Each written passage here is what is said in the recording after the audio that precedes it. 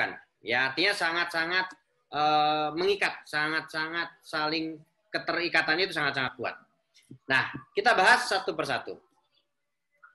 Kalau kita membayangkan sebuah kejadian kebakaran pada bangunan gedung, rekan-rekan bayangkan gedung apa di sini? Misalkan gedung, ya saya nggak menyebut merek lah gitu ya. Ada sebuah gedung yang sudah terbakar kemarin misalkan gitu ya. Kita bayangkan bahwa gedung itu belum terbakar pada saat ini, gitu. Sehingga ketika terjadi suatu kejadian kebakaran, kemudian gedung tersebut melakukan atau bereaksi atau merespon, ya merespon. Yang pertama kali merespon itu adalah penghuninya, kita, manusianya. Kemudian manusia tersebut atau penghuni tersebut, orang yang ada di sana melakukan sebuah tindakan, yaitu melakukan upaya pemadaman. Maka pemadaman yang dilakukan itu berhasil dan konsekuensi yang diakibatkan kerugiannya kecil. Contoh, ketika sebuah bangunan gedung ada sebuah panel listrik, atau jangan panel deh, kalau panel mungkin teman-teman ngebayanginnya seperti apa gitu ya. AC di sebuah ruangan di bangunan gedung tersebut. AC-nya terbakar, kemudian di dekat sana ada orang yang bekerja, kemudian melihat AC tersebut terbakar. Kemudian orang tersebut berupaya memadamkan kebakaran. Entah itu menggunakan apar, entah itu mematikan listriknya, menyiramkan air, dan lain sebagainya. Apapun yang dilakukan, upayanya, kebakarannya mampu diatasi. Konsekuensi kerugiannya hanyalah AC saja. Ya, AC berapa juta? 3-4 juta. Kalau second anggaplah 2 juta, 1,5 juta gitu ya. Hanya itu. Ya, jadi ketika kita mampu memadamkan kebakaran, maka konsekuensi kerugiannya kecil. Tetapi ketika penghuni tersebut tidak mampu memadamkan kebakaran, dan yang memadamkan kebakaran itu adalah sprinkler, maka konsekuensi kerugiannya sudah mulai sedang. Ya. Rekan-rekan mungkin ada yang belum mengenal yang namanya sprinkler. Percikan air yang dari atas itu namanya sprinkler. Nanti juga akan saya saya akan share juga videonya ya gitu. Tetapi sprinkler tersebut gagal memadamkan kebakaran, maka akibatnya pemadam kebakaran akan hadir. Masih ingat kemarin berapa menit pemadam kebakaran hadir sampai lokasi? Ada yang bilang 10 menit, 15 menit, setengah jam, dan lain sebagainya. Dan berapa menit kebakaran tersebut bisa menghasilkan sebuah kejadian luar biasa yang kita sebut sebagai flashover, yaitu kurang lebih sekitar kurang dari 4 menit. Ya kan, kurang dari 4 menit atau sekitar 5 menit. Nah, pemadam kebakaran baru hadir ke sana, dan pemadam kebakaran berhasil memadamkan kebakaran. Contoh, yang kemarin setelah materi kita pertama, kemudian ada kejadian kebakaran di Jatinegara. Nah, itu luar biasa ya kebakarannya. Maka pemadam kebakaran berhasil memadamkan kebakaran saja, konsekuensi kerugiannya sudah besar. Kemarin yang cukup besar di Cempaka Putih. Nah, di Cempaka Putih kebakarannya cukup besar, pasar 807 kios, ya kan, kemarin hasil laporan dari tim kita itu ada, saya nggak tahu apakah ada update lagi gitu ya, tapi yang jelas kemarin laporan yang saya lihat adalah 807 kios, bayangkan segitu banyaknya. Tetapi pemadam kebakaran gagal memadamkan kebakaran, maka konsekuensi kerugiannya cukup besar. Nah, itulah rekan-rekan, teman-teman semua, mengapa ketika terjadi sebuah kebakaran, kita itu memang harus memikirkan bagaimana proteksinya, bekerja atau tidak, bagaimana kita membangun sebuah proteksi. Nah, kita mungkin saat ini tidak membahas tentang bagaimana cara membangun sistem tersebut, tetapi kita coba memahami apa saja proteksi kebakaran yang ada di sana. Oke, baik. Proteksi pada bangunan gedung bertingkat itu ada 2 sebenarnya. Ya, MKKG ini adalah sebuah sistem nantinya. Ya, tapi paling tidak di hari ini kita akan bahas 2 ini atau 3 ini ya. Yang pertama adalah proteksi pasif. Ya, proteksi pasif. Proteksi pasif adalah suatu proteksi kebakaran ya, yang terpasang secara permanen pada bangunan tersebut yang bekerjanya secara pasif. Contohnya apa yang dimaksud dengan proteksi pasif? Tembok. Ya, nih tembok. Tembok di belakang kita ini itu termasuk dalam proteksi pasif. Artinya apa? Ketika di sini ruangan ini terbakar, kemudian ruangan ini bisa ditahan bisa ditahan oleh tembok ini supaya tidak merambat kemana-mana. Sehingga proteksi pasif ini juga mampu untuk menghalangi atau paling tidak menahan api tersebut tidak sampai menyebar ke mana-mana. Contoh lain proteksi pasif adalah penyekat ruangan. Ya, penyekat ruangan. Penyekat ruangan atau partisi ruangan itu juga bisa menjadi suatu proteksi pasif dengan syarat TKA atau tingkat kemampuan bahan tersebut terhadap kebakaran itu tinggi, ya, di atas 2 jam. Artinya bangunan tersebut bahan tersebut harus dites, diuji paling tidak tahan api sekitar 2 jam, ya. Kemudian yang berikutnya adalah proteksi aktif. Nah, ini rekan-rekan nih, proteksi aktif adalah proteksi yang terpasang tidak permanen pada bangunan tersebut yang bekerjanya secara otomatis. Ya. Ataupun bekerjanya secara manual. Karena proteksi aktif dan pasif, proteksi aktif itu ada bekerjanya secara aktif dan ada bekerjanya secara pasif. Artinya pasif itu harus digerakkan oleh manusia. Contohnya apa? Contohnya adalah otomatis dan manual. Contohnya adalah APAR. Nanti kita akan bahas lagi. Kemudian MKKG adalah suatu sistem organisasi kebakaran dengan personil yang sudah terlatih tentang penanggulangan kebakaran pada bangunan gedung. Mungkin rekan-rekan, teman-teman yang bekerja pada sebuah perusahaan tersebut sering mengadakan sebuah latihan evakuasi gedung atau latihan kebakaran dan lain sebagainya. Itu ada namanya sistem MKKG. Itulah sistem yang dibangun atau dibuat oleh gedung tersebut. Oke, ini adalah sistem proteksi kebakaran menurut, ini harusnya saya ganti nih, menurut Permen PU nomor 26 tahun 2008. Soal ini belum saya ganti nih. Saya salah ngambil filenya nih. Jadi di sini bangunan gedungnya, Permen PU-nya adalah Permen PU nomor 26 tahun 2008. Ya, tahun 2008. Ini harus saya ganti nih. Pada prinsipnya, ya di Permen PU tersebut ini adalah kondisi di mana bangunan tersebut harus siap terhadap sebuah kejadian kebakaran. Ya, kalau rekan-rekan bayangkan begini.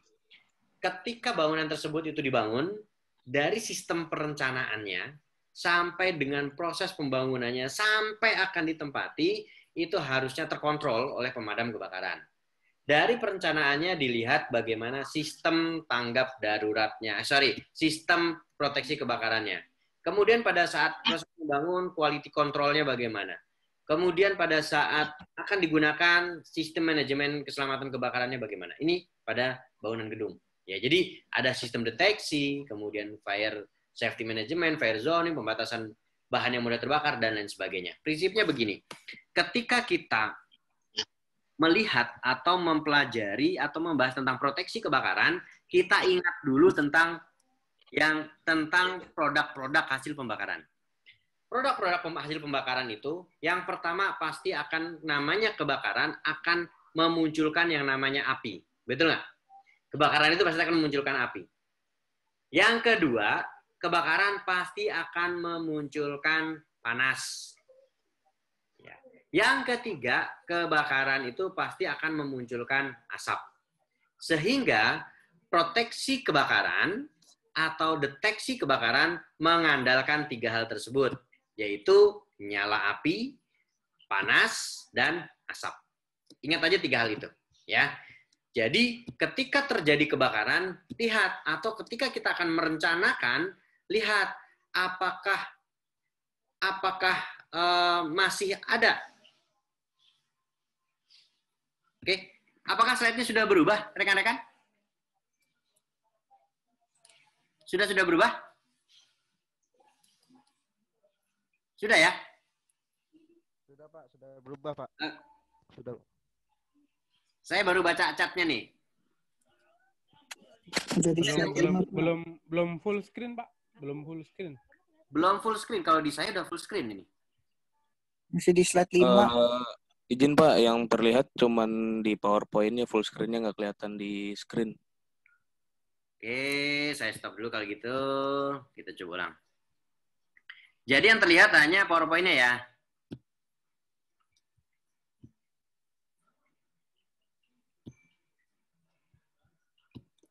Oke, sudah lihat full screen? Belum Pak, masih seperti tadi Pak, masih PowerPoint Pak. Masih Pak, masih kayak awal. Oke, sebentar. Masih seperti ini ya? Masih Pak. Masih Pak, masih. Tetap Bang. Kenapa nih kira-kira nih? Oke, tapi terlihat seperti ini? Terlihat Pak. Oke, baik. Sambil kita lanjut ya. Kalau memang terlihat, jadi nggak masalah lah. Oke, baik. Rekan-rekan, kita lanjut. Sampai mana tadi ya saya bahasnya ya? Sampai di mana tadi? Saya lupa. Sampai gedung Pak. Oke, baik. Sampai gedung. Nah, dari 3 produk hasil pembakaran tadi, yaitu adanya adanya nyala, adanya panas, dan adanya asap, merupakan satu penentu atau faktor pertama kita melakukan deteksi kebakaran. Ya, satu faktor utama kita menentukan deteksi kebakaran. Baik, yang pertama kita ngomongin tentang proteksi pasif terlebih dahulu, yaitu pintu darurat. Ya, sebelum saya ngomongin deteksi nih, supaya kalau deteksi itu belakangan akan lebih menarik nih, tapi yang agak-agak sini yang cenderung terkadang agak abai nih. Kenapa saya ngomong tentang pintu darurat terlebih dahulu? Karena pada umumnya rekan-rekan, teman-teman semua, kita menganggap pintu darurat itu hal yang sepele. Ya, kita menganggap bahwa pintu darurat itu dianggap suatu aksesoris yang seperti apalah gitu ya. Padahal pintu darurat ini merupakan sarana penyelamatan kita ketika kita ada di bangunan gedung. Yang kantornya atau yang saat ini bekerja di bangunan tinggi siapa kira-kira? Ada di sini? Ya. Ada. Banyak ya, ada ya. Oke. Yang bekerja di kantor yang bangunan tinggi pasti akan ada yang namanya pintu darurat. Perhatikan pintu darurat. Digunakan pada saat terjadi kebakaran dan pintunya harus terbuat, nih pintunya ini rekan-rekan, pintunya ini harus tahan api selama 2 jam. Dari mana kita tahu bahwa pintu tersebut tahan api selama 2 jam? Paling tidak pintu tersebut punya merek dagang. Kemudian pada saat proses pembelian ada namanya sertifikat uji kelaikan.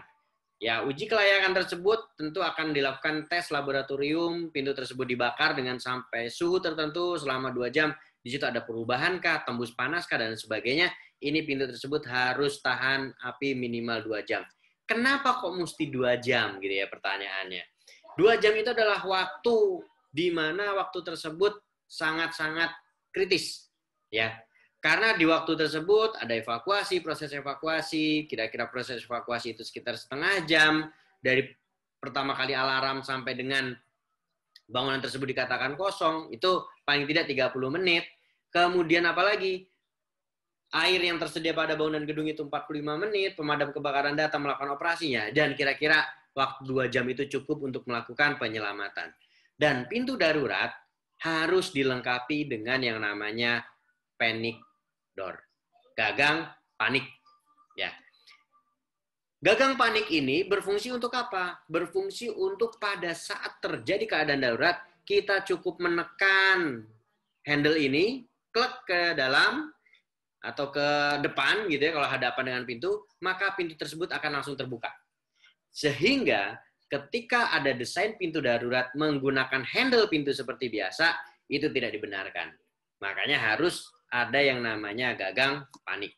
Kemudian di pintu darurat juga diberikan sign atau tanda bahwa hal tersebut pintu ini digunakan pada saat terjadi emergensi. Tulisannya boleh keluar, boleh exit, dan lain sebagainya. Warnanya di sini boleh warnanya dasarnya hijau, tulisannya nanti akan warna putih, atau sebaliknya. Warnanya putih, tulisannya hijau. Itu boleh. Ya, di Permenpo itu dikatakan seperti itu. Kemudian, di dalam ruang tangga darurat, nah ini ruang tangga darurat luar biasa. Ketika di ruang tangga darurat, mereka masih bisa senyum. Nah, pertanyaannya, kenapa kok di foto ini senyum? Karena ini latihan. Ya. Tapi kalau pada kenyataannya, saya yakin ini nggak akan senyum seperti ini. Akan berbeda ceritanya gitu ya.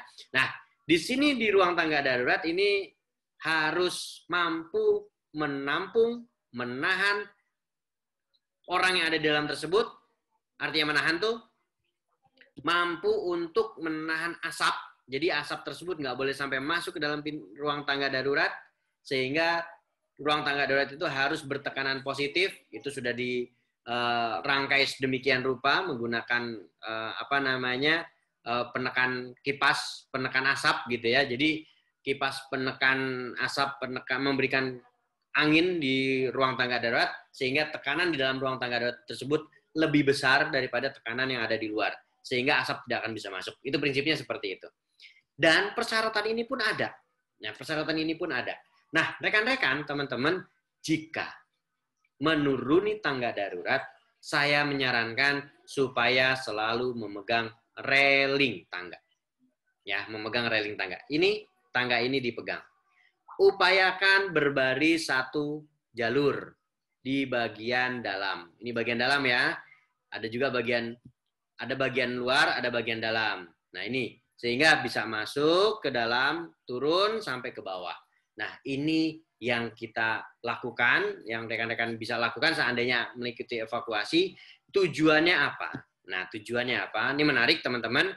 Tujuannya ketika ada tim pemadam kebakaran, baik itu dari gedung ataupun dari pemerintah daerah, hadir atau datang, paling tidak diberi space, diberi jalan naik untuk menuju ke area yang dituju.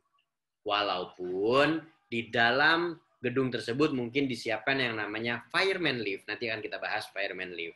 Jadi kalau kebakaran terjadi, itu lift akan homing, akan turun, nggak bisa digunakan. Yang bisa digunakan untuk keluar bangunan gedung adalah tangga darurat. Oke? Kemudian, lanjut. Ketika kita menuju bangunan gedung dan keluar bangunan gedung, nah itu ada namanya discharge exit. Discharge exit ini, pintunya dari dalam, handle-nya dari dalam, sehingga orang yang akan keluar akan membuka lagi pintu di sini, ataupun ini sudah dibuka oleh tim, sehingga orang tersebut tinggal keluar. Menuju mana? Menuju area berhimpun. Ya. Area berhimpun, meeting point, assembly point, dan lain sebagainya, tempat berkumpul, dan lain sebagainya, namanya macam-macam, disepakati di gedung tersebut. Baik. Ada pertanyaan sampai di sini? Rekan-rekan? Dipersilahkan jika memang ada yang ingin ditanyakan. Ya, Boleh, silakan. Pak. Tunjuk tangan. Pak. Oke, silakan Mas Ageng. Kedengeran nggak Pak suara saya, Pak? Assalamualaikum. Ya. Kedengeran Pak suara saya, Pak? Kedengeran.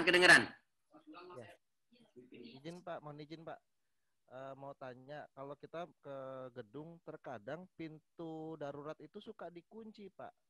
Apakah kita boleh komplain atau bagaimana Pak sebaiknya?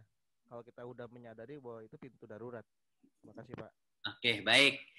Baik, terima kasih Mas Ageng. Sebentar saya balas WA dulu ya, karena ada ini. Kayaknya saya belum menyapa Mas Yunus nih. Mas Yunus apa kabar?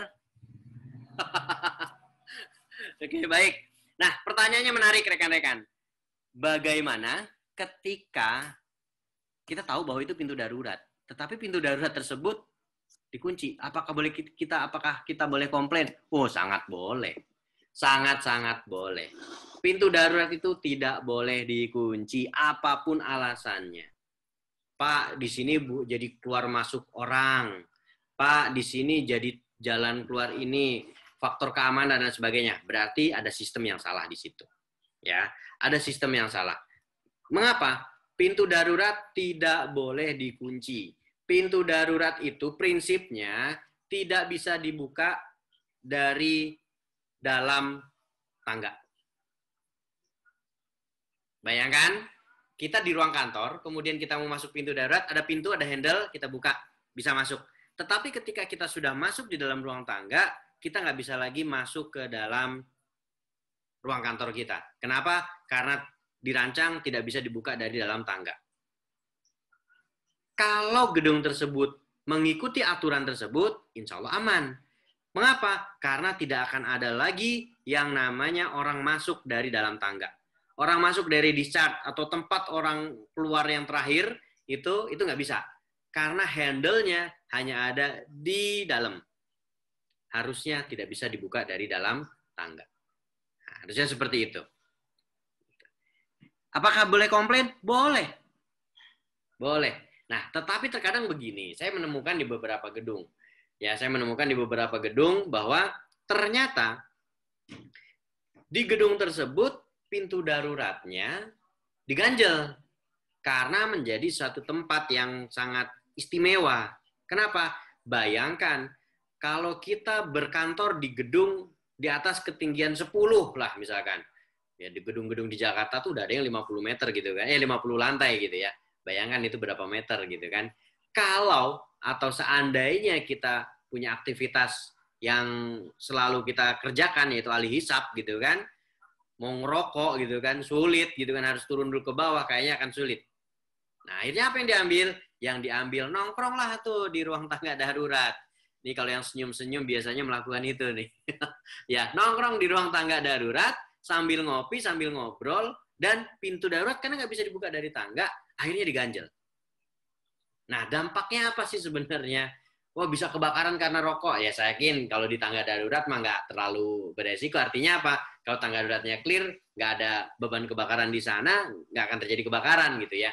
Tetapi ketika kita mengganjal pintu darurat tadi atau membiarkan pintu tersebut selalu terbuka, apabila terjadi sebuah kebakaran, maka tekanan yang dihasilkan itu tidak lagi maksimal di dalam tangga darurat. Tangga darurat akan lebih besar keluar di tempat kita membuka pintu. Makanya pintu darurat itu sebenarnya dirancang, dibukanya secara manual, nutupnya nanti akan otomatis, tertutup dengan sendirinya. Itu yang harus dilakukan. Oke? Kira-kira itu jawabannya. Mas Ageng, apakah terjawab? Silakan. Ya, terima kasih Pak jawabannya. Baik, baik. Ya, ada lagi? Silakan. Silakan, Mas Ruswandi. Oke, selamat malam semuanya. Malam, selamat malam. Kebetulan Pak, saya kerja di gedung bertingkat gitu. Jadi ini kalau misalkan ada satu orang manula, itu gimana ya Pak? Maksudnya gimana? Ya, jadi ada seorang manula, kalau misalkan dalam keadaan kebakar itu kan otomatis dia nggak bisa menggunakan lift, menggunakan tangga darurat. Betul. Nah, dan liftnya juga itu kan otomatis semua mati. Gimana caranya, Pak? Ya, baik. Menarik ini. Ya. Seorang dengan kebutuhan khusus, ya saya sebut sebagai orang kebutuhan khusus, bukan hanya manula. Bukan hanya manula, tetapi orang-orang yang punya kebutuhan khusus. Seperti orang yang beresiko penyakit jantung. Orang yang hamil, lansia, anak kecil, orang sakit. Ketika suatu saat terjadi kejadian kebakaran dan harus melakukan evakuasi, tidak mungkin menggunakan tangga darurat. Orang hamil turun dari tangga, kemudian paksakan turun, akibatnya mules, bisa terjadi keguguran ketika turun ke bawah.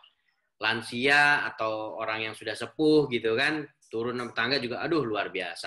Lalu kita bagaimana nih sebagai seorang first responder gitu kan, sebagai seorang yang akan melakukan pertolongan? Yang kita lakukan adalah mengupayakan para orang yang memiliki kebutuhan khusus tadi untuk turun, boleh masuk ke tangga terlebih dahulu atau mendekat ke fireman lift. Oke. Fireman lift. Loh, bukannya kebakaran itu nggak boleh,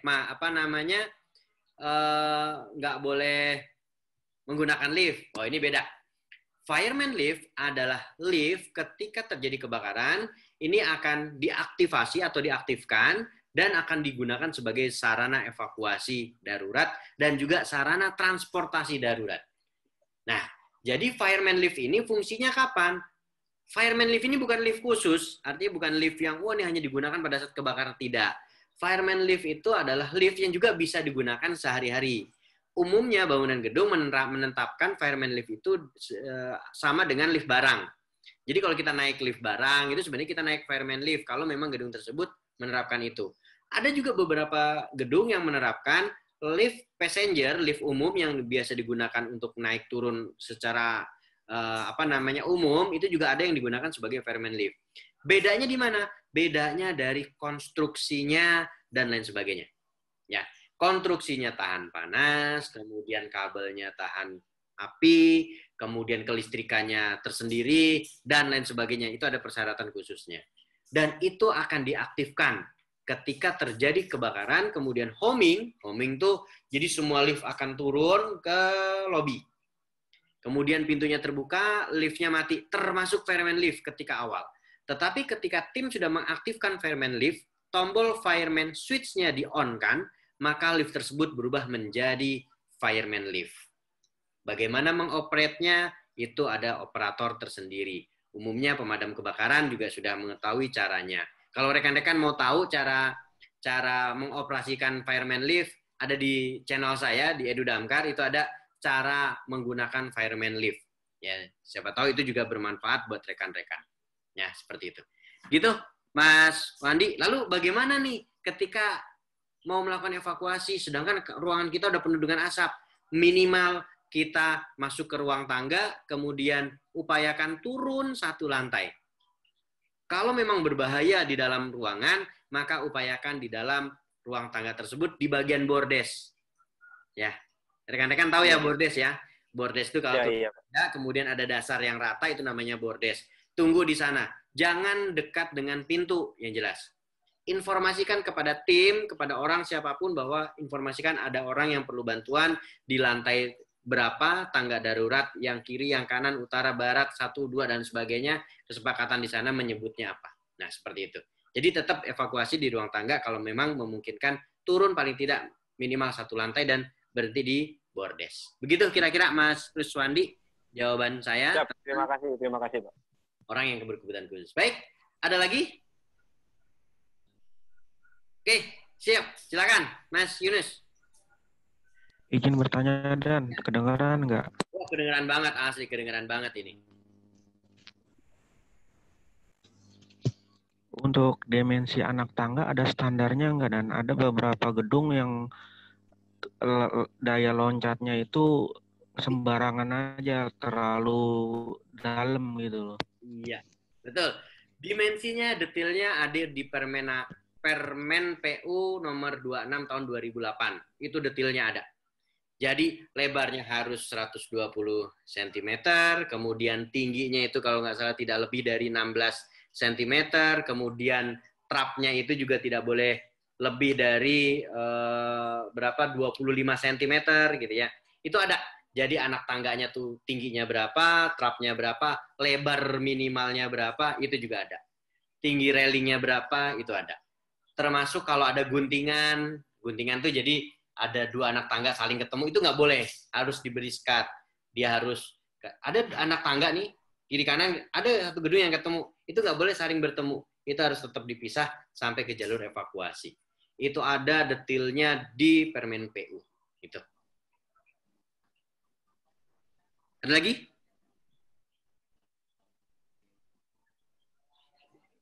Nggak usah.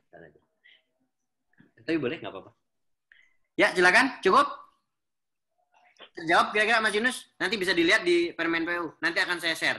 Ya, nanti akan saya share di grup ya tentang file-file tadi. Termasuk, atau nanti saya lewat Mas Toto deh ya. Saya lewat Mas Toto, kemudian Mas Toto nanti bisa share ke rekan-rekan. Ya, ke rekan-rekan. Nanti saya coba sambil share juga. Jadi itu ada aturannya, ada undang-undangnya, teman-teman bisa pelajari itu. Oke, kita lanjut ya. Oke, kita lanjut.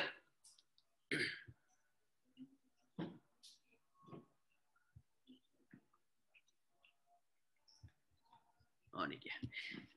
Tadi kita sudah membahas tentang proteksi kebakaran, yaitu sarana jalan keluar tentang tangga darurat, ya, tentang tangga darurat.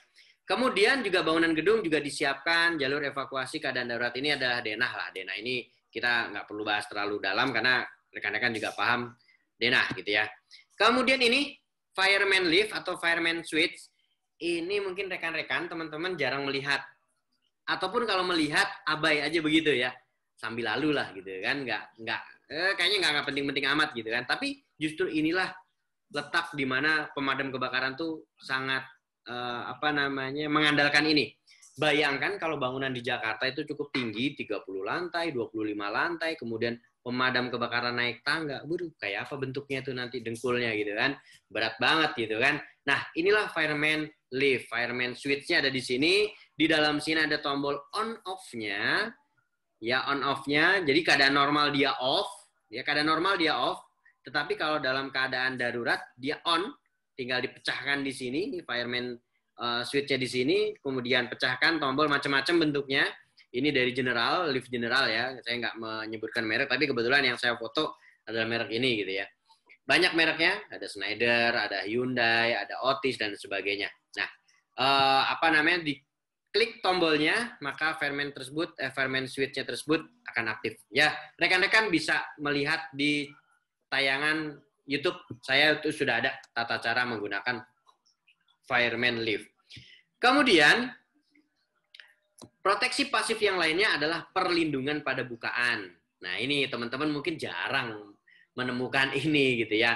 Kecuali teman-teman buka saf kabel, buka tembusan-tembusan, itu baru ketemu yang namanya perlindungan pada bukaan. Atau kita sebutnya sebagai fire stopper gitu ya. Setiap tembusan atau dinding atau atap lantai kompartemen harus dilindungi dengan fire stopping. Nih, seperti ini bentuknya. Jadi, dia berbentuk seperti bahan latex, tetapi ketika terkena api dia akan mengeras. Jadi, ketika bandingkan, ya rekan-rekan bisa bandingkan di posisi seperti ini posisi yang sama, ini sebelum dipasang dan yang ini setelah dipasang. Sebelum dipasang, teman-teman bisa perhatikan betapa tembusan ini sampai dari lantai atas sampai lantai basement. Bisa jadi seperti itu. Tetapi dengan ada tembusan ini, maka ini tidak akan terjadi. Jadi bayangkan begini, ketika di ruangan ini terbakar, maka api tidak akan tembus ke sana. Gitu maksudnya. Tidak akan tembus ke atas. Ketika ruangan ini terbakar, maka api tidak akan merambat ke sana. Ini makanya di bagian tembusan-tembusan, bukaan-bukaan, harus diberikan yang namanya fire stopping. Ya, seperti itu.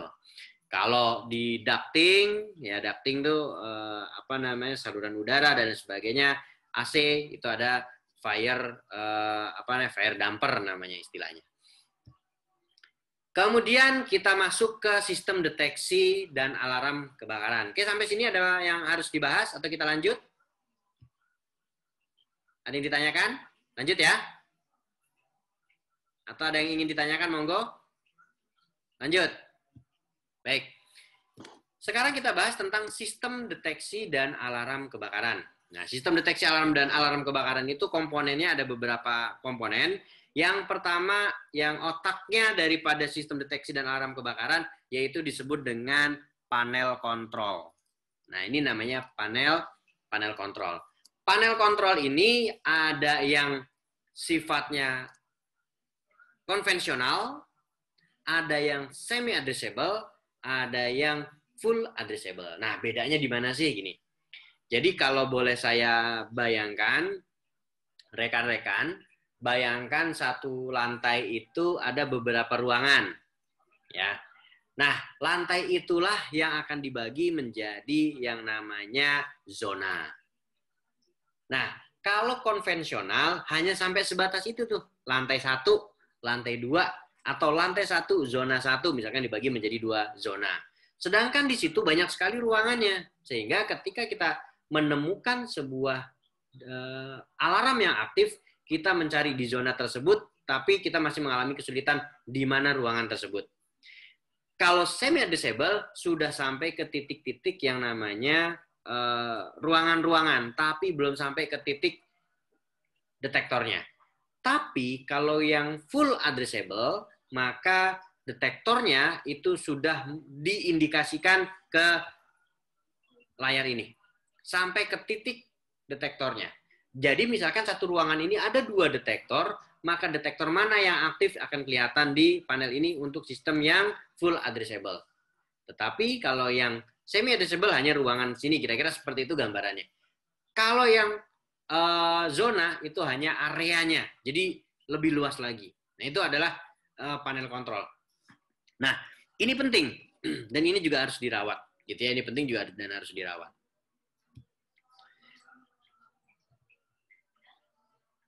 Ini juga panel kontrol, ya. Nah, kemudian ada juga yang namanya detektor, ya, detektor kebakaran. Detektor kebakaran itu umumnya ada 3. Yang tadi saya bilang, produk hasil pembakaran itu ada 3. Yang pertama adalah panas, yang kedua nyala, yang ketiga adalah asap. Mana nih yang akan kita deteksi? Detektornya mengikuti 3 hal tersebut. Nah, di perkantoran umumnya terpasang 2 detektor, yaitu detektor asap dan detektor panas. Mana yang lebih sensitif? Nah, ini pertanyaannya menarik nih. Yang lebih sensitif tentunya detektor asap. Kenapa? Karena asap itu tidak perlu menunggu panas. Ketika ada asap, ada debu pun, detektor asap akan mendeteksi. Nah, ini adalah detektor asap. Ya, ini contoh daripada detektor asap. Mungkin rekan-rekan pernah melihat detektor seperti ini. Ya, mungkin rekan-rekan pernah melihat detektor seperti ini. Kemudian ada detektor panas. Ya, kemudian ada detektor nyala. Sorry. Oke, di sini saya belum ketemu gambarnya. Detektor nyala. Jadi ada 3 detektor. Detektor panas, detektor nyala, dan detektor asap. Oke, saya bahas dulu tentang detektor asap. Detektor asap atau smoke detector ini akan mendeteksi adanya asap. Cara kerjanya ada 2. Ada yang fotoelektrik dan ada yang ionisasi. Ini ionisasi nih. Nah, bedanya di mana? Bedanya kalau ionisasi itu komponen ion dari asap itu yang akan dideteksi. Jadi kalau asap itu kan mengandung ion positif, negatif. Ketika ionnya tidak stabil, maka dia akan mendeteksi adanya kebakaran. Kalau fotoelektrik adanya pancaran sinar, yaitu sinar laser atau inframerah. Sinar inframerah tersebut terhalang, maka dia akan memberikan sebuah tanda atau memberikan sebuah bahwa terjadi kebakaran di area tersebut. Ya, seperti itu. Jadi, rekan-rekan deteksi kebakaran itu seperti itu. Kemudian berikutnya adalah detektor panas. Detektor panas atau heat detector ini dipasang berdasarkan kebutuhan sebuah ruangan. Kalau ruangannya tersebut membutuhkan derajat tertentu, maka akan dipasang sesuai dengan derajat tersebut. Contoh seperti ini. Yang terpasang mungkin rekan-rekan bisa membaca. Di sini ada 90 derajat Celcius atau 194 derajat Celcius. Maka detektor tersebut hanya akan aktif pada suhu minimal 90 derajat Celcius. Atau lebih dari itu. Nah, di sini ada tulisan fix dan ROR. Fix itu artinya apa? Fix itu adalah ini nih, 90 derajat Celcius. Jadi tidak berubah. Tetapi ternyata detektor ini combine dengan ROR, rate of rise.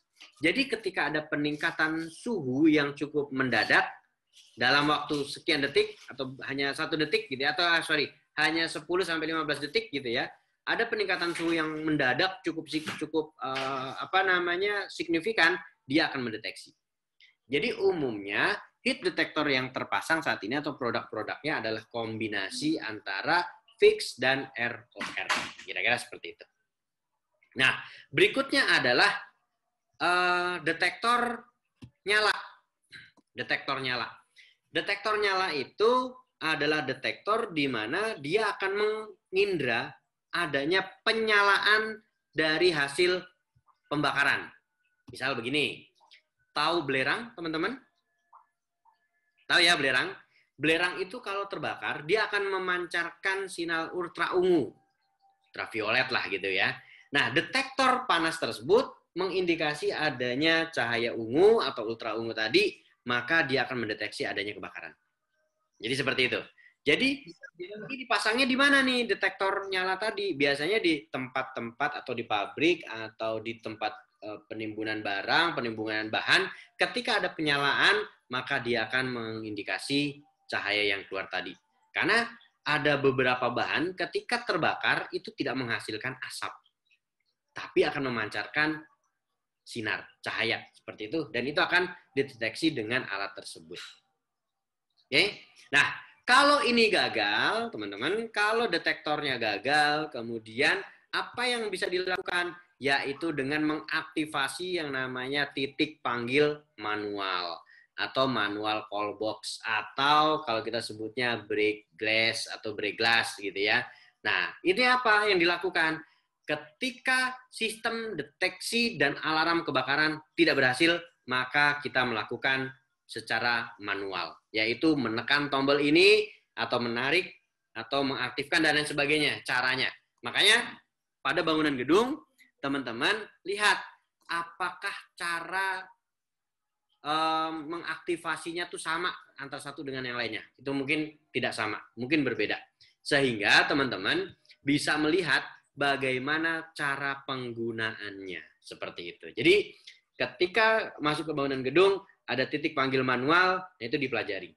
Umumnya saat ini, titik panggil manual gabung dengan hidran. Walaupun tidak semuanya, tetapi ada yang terpisah. Tapi pada umumnya sekarang digabung ke hidran. Seperti itu. Oke? Sampai di sini, sebelum kita lanjut, ada yang mau ditanyakan? Nah, ini kita tentang proteksi aktif. Monggo, silakan jika ada yang ingin bertanya. Kalau nggak ada, kita akan lanjut. Pak, Irawan, Pak. Izin Komandan, mau nanya Ya, Mas Toto. untuk smoke detector. Ya, untuk smoke detector, Komandan, apakah smoke detector tersebut itu bisa disetel tingkat kepekatan asapnya, Komandan? Mohon izin. Terima kasih atas arahannya. Oke.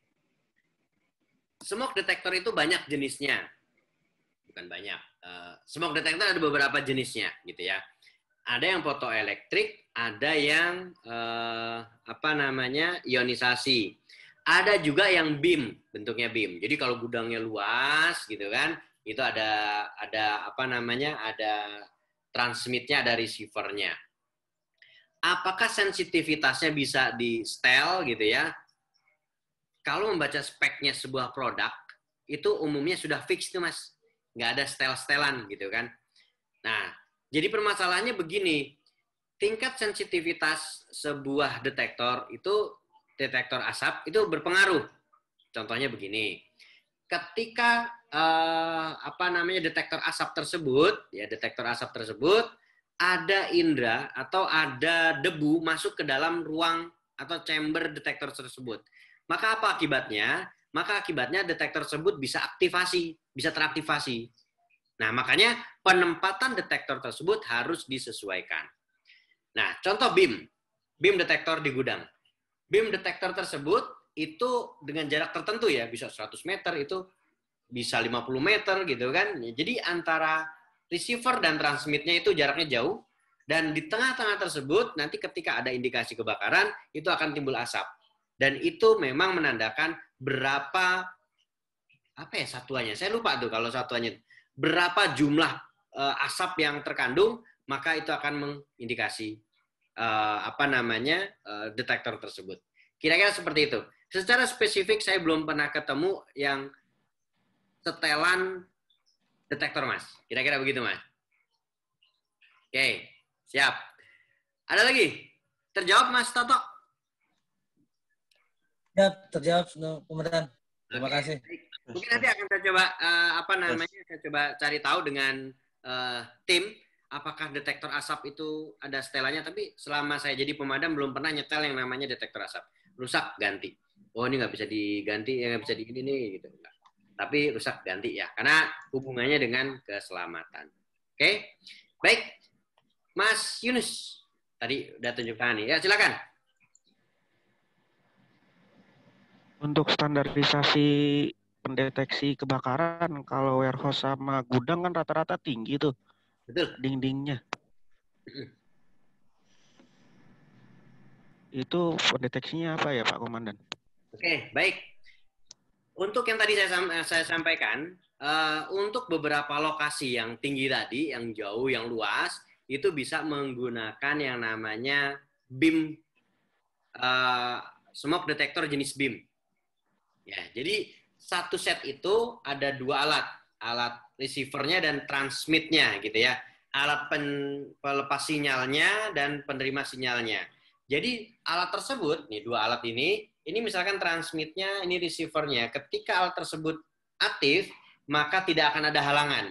Tetapi ketika ada halangan di tengah, ya dua alat tersebut ada halangan di tengah yaitu asap, maka alat tersebut akan mendeteksi terjadinya kebakaran. Nah, jadi untuk beberapa lokasi seperti atrium di mall, kalau kita ngelihat masuk ke dalam mall, kemudian lihat bagian atriumnya, lihat ke atas, nggak akan ada detektor. Kenapa? Karena asapnya sudah akan bias. Sudah mungkin akan mengecil, akan berbeda. Jadi tidak akan efektif untuk mendeteksi. Tapi untuk beberapa tempat yang lokasinya kemungkinan asapnya masih besar, masih utuh, itu akan ada detektor. Termasuk detektor panas pun tidak ada di sana.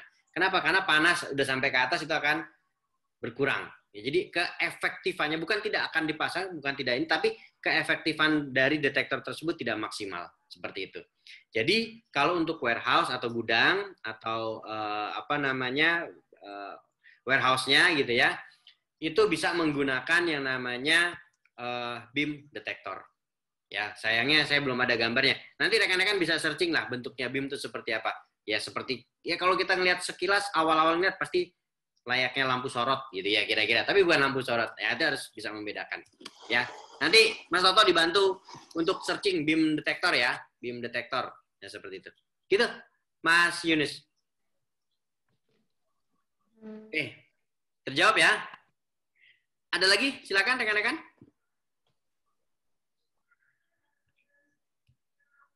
Lanjut? Oke. Baik, kita lanjut.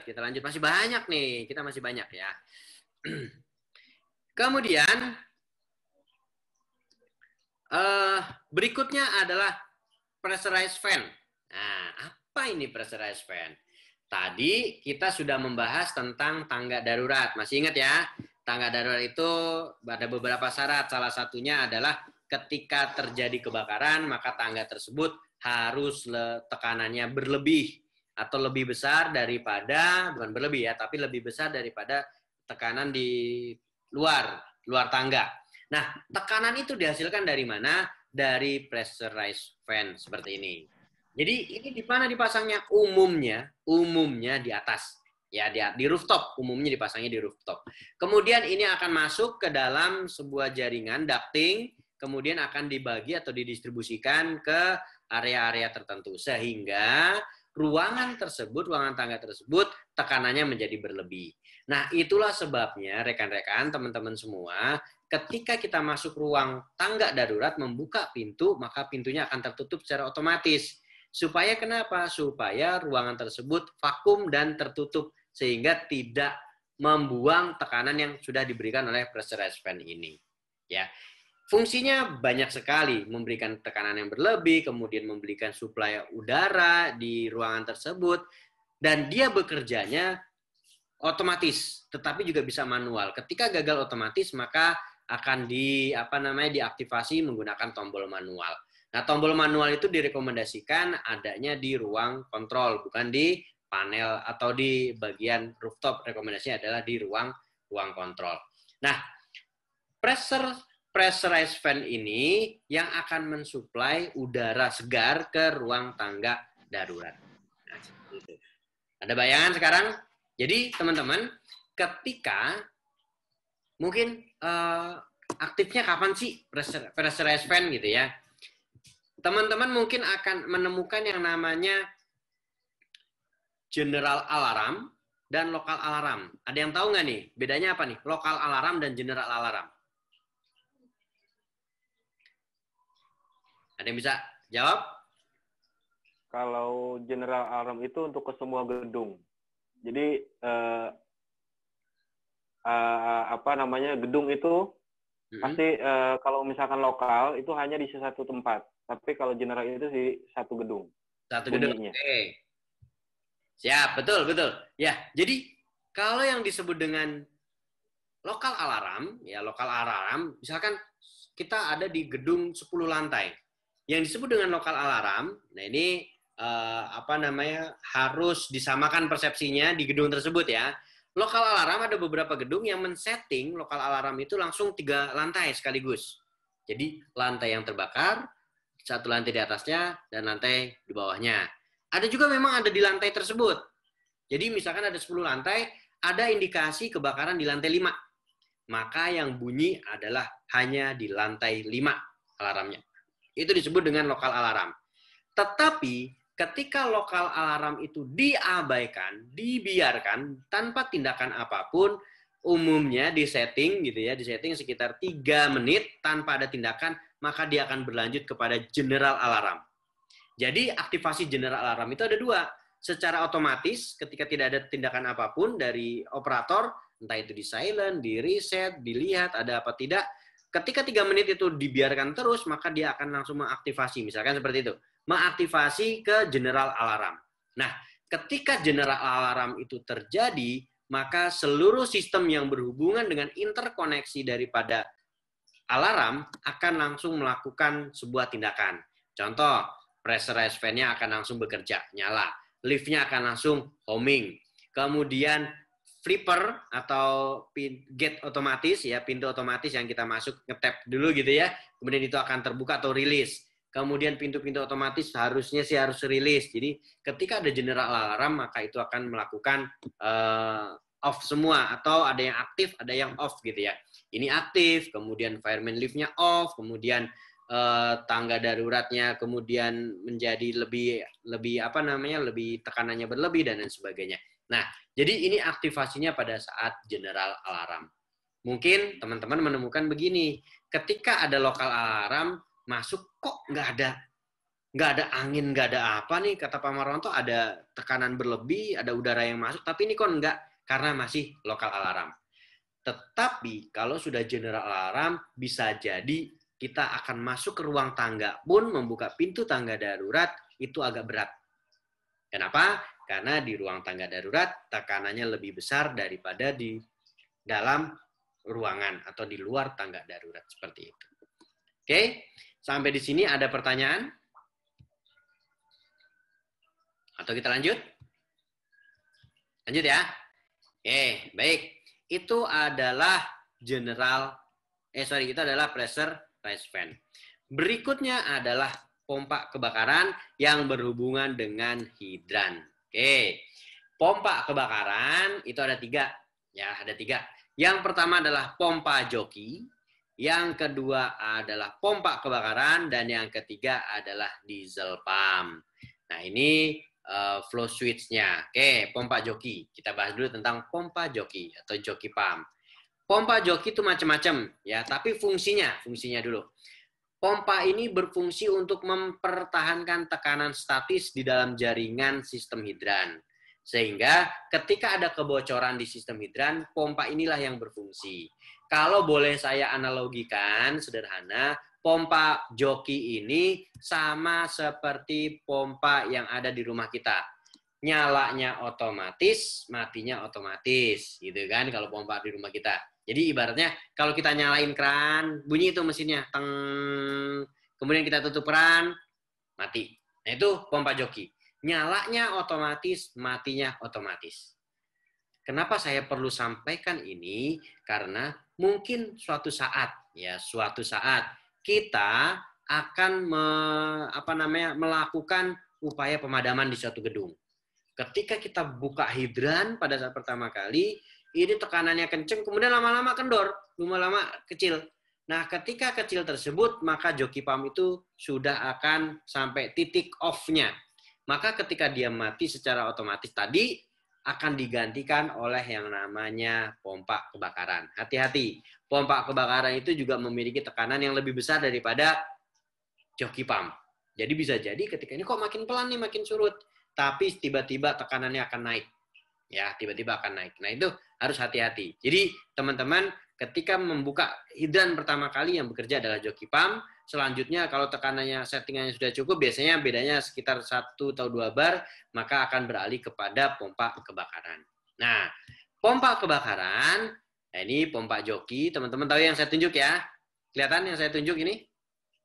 Ini pompa joki yang pinggir sebelah kiri, kemudian yang ini adalah pompa kebakaran, dan ini adalah pompa diesel atau cadangan. Nah, pompa kebakaran ini bekerjanya secara otomatis ketika ini tidak mampu, maka digantikan oleh pompa kebakaran. Artinya tidak mampu itu memberikan tekanan sampai dengan batas tertentu, kemudian dia tidak aktif, tidak bisa, maka dia akan mati, kemudian digantikan oleh pompa kebakaran. Nah, pompa kebakaran ini bekerjanya secara otomatis, tetapi matinya manual. Harus dimatiin tuh tombolnya, tombol stopnya. Kalau enggak, ini akan bekerja terus.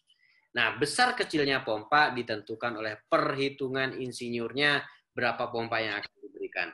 Entah itu 500 GPM, 750, 1500, dan sebagainya. Tergantung daripada kebutuhan. Nah, pada saat pompa ini bekerja, tiba-tiba listrik padam. Maka dia digantikan oleh yang namanya diesel pump. Pompa cadangan. Nah, pompa ini berfungsi sebagai penggerak cadangan dari sistem hidran yang titik startnya bekerja setelah pompa utama. Operasinya adalah startnya otomatis dan stopnya secara manual. Ini sama dengan pompa kebakaran. Nah, pompa inilah yang akan bekerja terakhir kali ketika sistem pompa yang ada bangunan gedung secara elektrik tadi gagal atau mati. Maka digantikan oleh diesel pump. Nah, diesel pump ini sebenarnya prinsipnya hampir sama kerjanya dengan mobil pompa pemadam kebakaran, yaitu penggeraknya adalah diesel, kemudian dikirimkan transfer tenaganya ke rumah pompa, ke impeller pompa, kemudian airnya ditransferkan ke gedung sesuai dengan kebutuhan. Nah, pompa-pompa ini pun sama untuk kebutuhan, entah untuk kebutuhan hidran ataupun kebutuhan sprinkler. Ada beberapa gedung yang digabung pompanya, ada yang dipisah, tergantung daripada kemampuan gedung tersebut, dan disesuaikan dengan standar yang ada. Ya, seperti itu.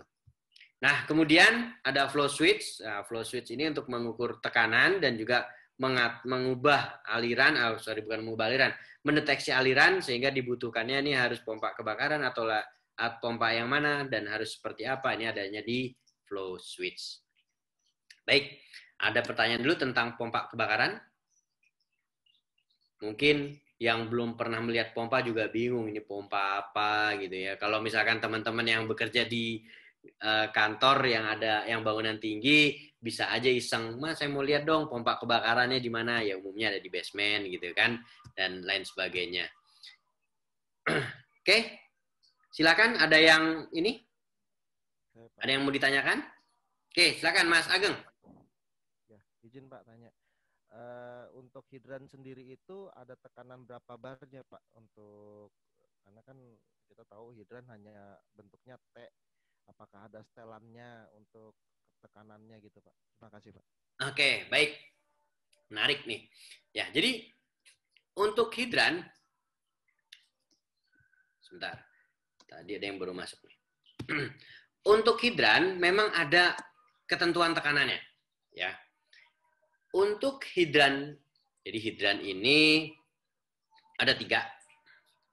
Saya skip. Sebentar, hidran itu ada 3, mana ya? Saya sebenarnya belum sampai hidran nih, gitu ya. Tapi nggak apa-apa. Nah, ini hidran itu ada 3. Ada namanya hidran kota, ada namanya hidran halaman, ada namanya hidran gedung. Ya, kita bahas dulu tentang hidran ya. Hidran kota. Hidran yang terletak di tepi jalan, dibuat dan dimiliki oleh pemerintah hanya untuk keperluan pemadaman kebakaran. Hidran kota, di pinggir jalan nih. Ya, di daerah mana nih Mas Ageng tinggalnya? Di Kramat Jati Pak. Di mana? Di Kramat Jati. Kramat Jati. Di daerah Kramat Jati itu di Pasar Rebo itu ada ada hidran di dekat rumah sakit Pasar Rebo itu ada hidran yang cukup bagus. Nah, itu di pinggir jalan posisinya. Itu yang punya adalah pemerintah setempat, pemerintah daerah. Nah, operatornya atau supply daripada airnya itu PT, kalau di Jakarta Palija ya, Palija atau PDAM. Nah, Palija. Nah, itu hidran kota. Kemudian ada namanya hidran halaman. Nah, hidran halaman ini punyanya gedung. Punyanya gedung. Dibangun oleh gedung, kemudian dioperasikan oleh gedung, dirawat oleh gedung. Fungsinya juga untuk pemadaman. Baik pemadaman untuk gedung sendiri maupun gedung sebelahnya. Atau ketika pemadam kebakaran membutuhkan. Nah, itu juga sudah ada aturannya tuh, bahwa ketika ada satu kejadian kebakaran dan kemudian pihak pemadam kebakaran butuh airnya, harus diberikan gitu. Itu ada aturannya. Itu punyanya gedung. Ya, punyanya gedung, bukan punyanya pemadam, bukan punyanya pemerintah, itu adalah punyanya gedung sendiri. Kemudian ada hidran gedung. Posisinya adanya di dalam gedung. Kalau hidran halaman adanya di halaman gedung. Nah, tekanannya beda-beda. Kalau di hidran kota itu mengisyaratkan sebenarnya adalah 5 bar. Ya, tapi kembali lagi 5 bar itu tergantung daripada kemampuan Palija. 5 bar itu kenceng loh Mas, gitu kan. Dan mungkin nggak semua instalasinya kuat kalau ditekan 5 bar gitu kan. Bisa jadi ada yang jebol. Jadi kita menyesuaikan kalau itu kemampuan daripada PDAM atau Palija. Nah, untuk hidran gedung sendiri itu diatur. Hidran halaman itu maksimal 7 bar. Untuk hidran gedung maksimal 4,5 bar. Nah, ngitungnya dari mana? Ngitungnya ketika hidran dibuka, kemudian dihitung di ujung nozzle, Kelihatan yang saya tunjuk? Ya, kelihatan di ujung nozzle. Dihitung di sini, keluar angkanya maksimal 4,5 bar untuk hidran gedung dan 7 bar untuk hidran halaman. Mengapa kok beda gitu ya? Kalau hidran gedung nih ada dalam gedung, kemudian hidrannya ada di tembok, itu namanya hidran gedung. Kalau hidran halaman itu adanya di halaman, hidran pilar. Ukurannya beda. Hidran gedung yang disiapkan itu ukuran nozzle-nya selangnya kecil, yaitu ukuran 1,5 in. Dan ini seluruh penghuni gedung boleh menggunakan.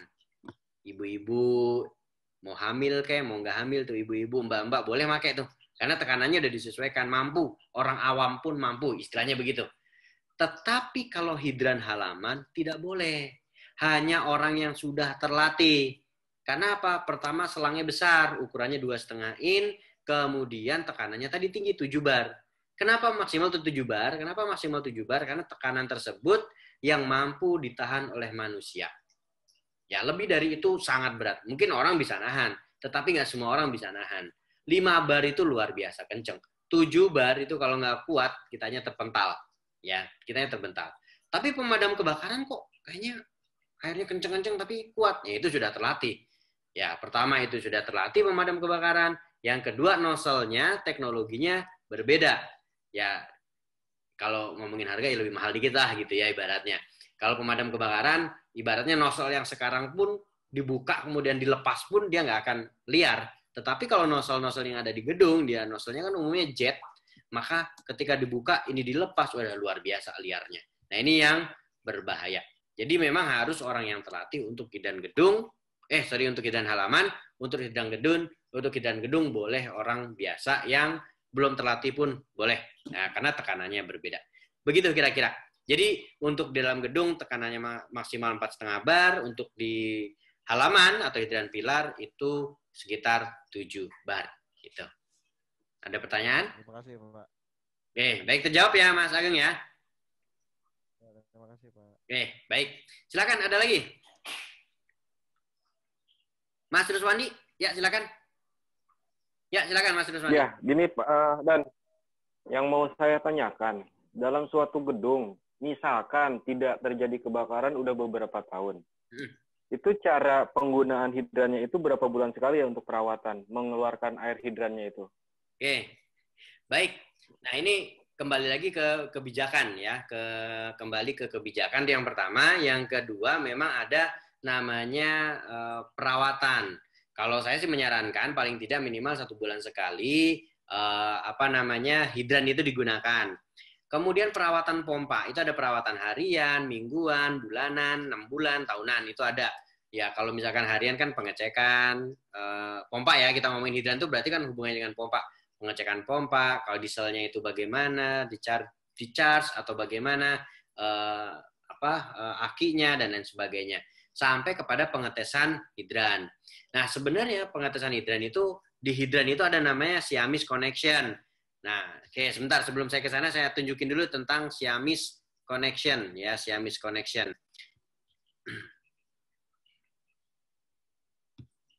Oke, ini namanya Siamese connection. Nah, Siamese connection ini akan terhubung kepada siapa? Kepada hidran gedung. Yang di dalam hidran gedung itu ada namanya landing valve. Ini yang saya tunjuk yang kecil. Jadi, Siamese connection yang ini, ya, Siamese connection yang ini, pemadam kebakaran akan masuk ke sini selangnya, kemudian ditekan airnya, nggak sampai terserah mau sampai ke gedung apa, ke lantai berapa, ini sesuai dengan Siamese yang disediakan. Kemudian pemadam kebakaran akan menyambungkan selangnya ke sini dan melakukan upaya pemadaman. Jadi pemadam kebakaran tidak tidak menyambung selang dari bawah sampai ke lantai yang dituju, tapi menggunakan ini. Nah ini harus dites, harus diuji, harus dilakukan juga perawatan. Caranya bagaimana? Mengundang tim pemadam kebakaran, menggunakan unit pemadam kebakaran, kemudian menekan Siamese ini, kemudian melihat apakah sampai atau tidak. Air sampai ke rooftop, ya sampai ke rooftop, sampai atau tidak. Berarti jaringannya bagus. Itu untuk sistem hidran Siamese connection. Lalu bagaimana dengan hidran-hidran yang lainnya? Selang itu harus ada perawatan. Selang itu kalau dibiarkan aja, maka apa yang terjadi? Selang itu akan menjadi kaku, rusak, dan bahkan bocor. Walaupun nggak pernah dipakai. Ya, jadi itu harus dilakukan flushing, kemudian dijemur, digulung kembali, atau dirapikan di sisir atau di raknya tadi, sehingga terawat. Nah, berapa itu tergantung kebijakan, dan lihat ada prosedurnya, yang mana yang harus bulanan, yang mana harian, yang mana mingguan, mana semester, dan mana yang tahunan. Seperti itu, Mas Ruswandi. Jadi memang kita berharap bahwa yang namanya instalasi kebakaran itu ketika dipasang berdoanya jangan sampai terpakai ketika terjadi kebakaran. Gitu kan, artinya tidak terpakai itu ya jadi tidak terjadi kebakaran. Tetapi kalau sampai terjadi kebakaran, maka dia tetap harus bisa bekerja, harus dirawat. Begitu. Tapi kalau boleh jujur, kita umumnya bisa memasang, merawatnya kadang suka lupa. Gitu ya. Oke. Adakah terjawab? Oke, baik. Ada lagi yang mau ditanya? Cukup, terima kasih, Dan. Yap. Kita lanjut ya. Ya, kita lanjut. Tadi kita membahas tentang hidran ya. Kita sudah membahas tentang hidran, dan ya saya akan ngasih contoh lah. Ini contoh hidran yang tidak terawat. Ya, boleh saya katakan tidak terawat. Saya nggak tahu ini di gedung apa gitu kan. Yang sudah lama, tapi gedung ini sudah terawat tentunya. Ini udah lama banget. Pertama kali saya masuk pemadam ini udah ada nih gitu ya kira-kira ya. Tapi insya Allah hari ini sudah terawat. Nah ini hidran ini harus terawat. Nggak boleh hidran tersebut abai ya. Ini harus dratnya dan lain sebagainya ini harus terawat. Kadang di pilar hidran pun bisa pecah walaupun ini besi gitu ya. Nah ini contoh yang terawat dan yang tidak terawat. Nah ini contohnya ya. Paham ya maksudnya ya? Oke, dan ini contoh, ini bukan di Indonesia tentunya. Ini adalah contoh hidran. Ini bocor nggak sih hidran ini gitu ya? Mungkin kalau ngelihat, oh ini hidrannya bocor ini. Bukan, tapi hidran ini hidran yang berisi air dan memiliki tekanan yang cukup kuat. Sehingga safety valve-nya dia terbuka sehingga tekanannya berkurang. Nah di Indonesia saya nggak tahu ada apa enggak gitu ya sampai seperti ini. Tapi saya rasa sih belum pernah kelihatan. Nah ini yang tidak boleh ya dilakukan seperti ini, hal-hal yang tidak boleh dilakukan ketika di hidran gedung ya atau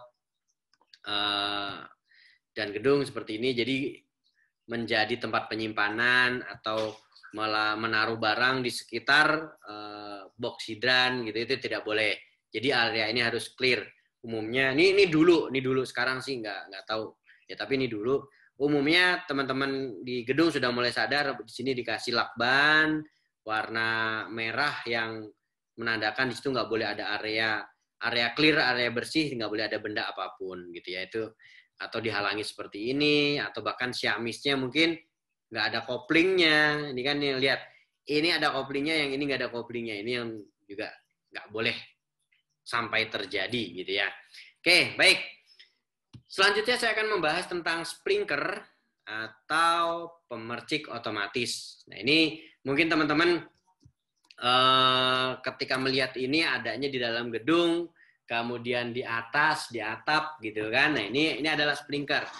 Ini cara kerjanya adalah suatu sistem instalasi pemadam kebakaran yang dipasang secara tetap atau permanen di dalam bangunan yang dapat memadamkan kebakaran secara otomatis dengan menyemprotkan air di tempat mulai terjadi kebakaran. Jadi ini bekerjanya bukan karena asap, tetapi karena panas. Jadi teman-teman harus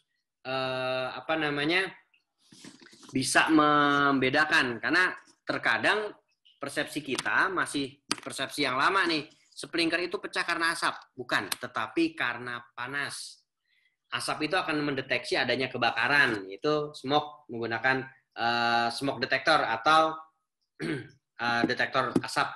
Tetapi sprinkler bekerjanya panas. Ya, jadi ini ada namanya bulb. Ya, bulb ini warnanya beda-beda, macam-macam. Ya, ada yang warna orange, ada yang warna merah.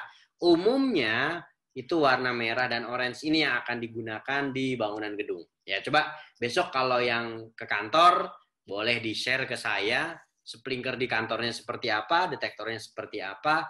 Nanti teman-teman bisa ngelihat, oh ini pecahnya pada suhu berapa derajat sih gitu ya. Nah, sprinkler ini macam-macam masangnya. Nah, ini masangnya. Kita lihat. Ini adalah tipe sprinkler yang pancarannya ke atas. Jadi ini menghadapnya sprinkler ini ke atas. Umumnya ini dipasang di basement. Namanya sprinkler jenis upright. Kemudian ada yang jenis pendant. Dia menghadapnya ke bawah. Umumnya itu adanya di lantai-lantai yang rata. Atap langit-langitnya rata. Kalau yang ini, yang upright, itu umumnya langit-langitnya tuh nggak rata. Coba perhatikan basement. Basement itu kalau diperhatikan pasti ada kolom, kemudian ada kolamnya, kemudian ada lagi kolom gitu ya. Jadi bentuknya seperti U terbalik. Nah, itu umumnya akan dipasang di basement. Jadi supaya apa? Supaya pancarannya itu bisa sampai di atap-atap tadi gitu ya, di jarak daripada sprinklernya tadi. Nah, ini juga harus saya sebenarnya nggak bisa gambar, tapi kalau ketemu saya lebih enak tuh menggunakan papan tulis. Ini kenapa kok dipasangnya terbalik, ini harus menghadap ke bawah, ini harus menghadap ke atas. Gitu. Kemudian ini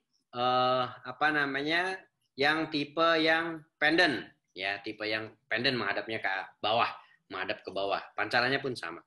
Kemudian ini yang side wall, ya, dipasangnya di samping, di tembok, pancarannya membuat seperti pancaran kipas. Ini untuk menghalau supaya tidak merambat ke ruangan sebelahnya. Nah, perhatikan bulbnya ini. Ini warnanya merah, ini hijau atau biru nih ya.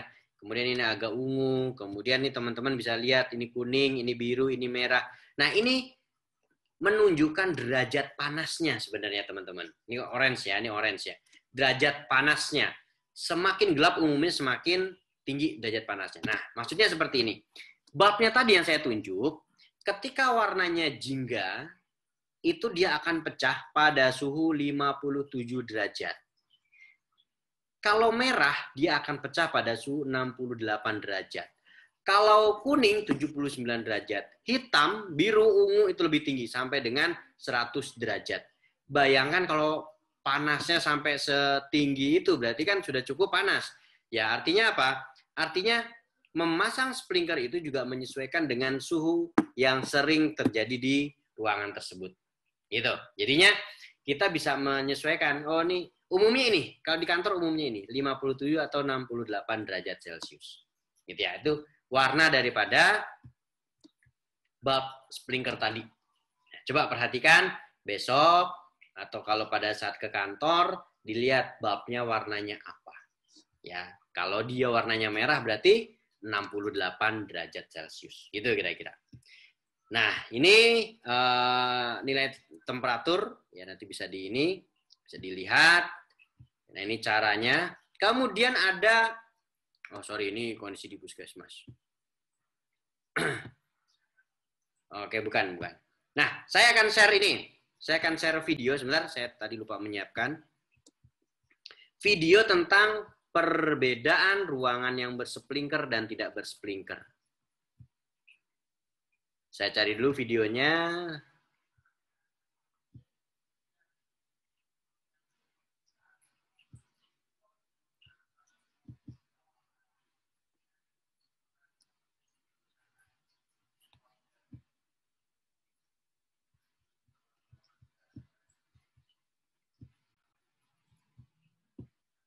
Sudah terlihat videonya, teman-teman? Sudah ya? Sudah. Oke, siap. Saya akan percepat sedikit. Oke, ini ada ruangan. Ya, ada 2 ruangan. Ruangan pertama adalah ruangan yang bersprinkler. Ini ruangan yang bersprinkler. Kemudian ini ruangan yang tidak bersprinkler. Ya. Teman-teman bisa perhatikan, ruangan yang bersprinkler ini nanti akan pecah. Sprinklernya, ini sprinkler. Ya, teman-teman bisa lihat ini sprinkler, di sini tidak ada sprinklernya. Dalam waktu kurang dari 2 menit, ya kalau nggak salah kurang dari 2 menit, sprinkler ini akan pecah. Dan hasilnya seperti apa? Dan ini ada di laboratorium NIST.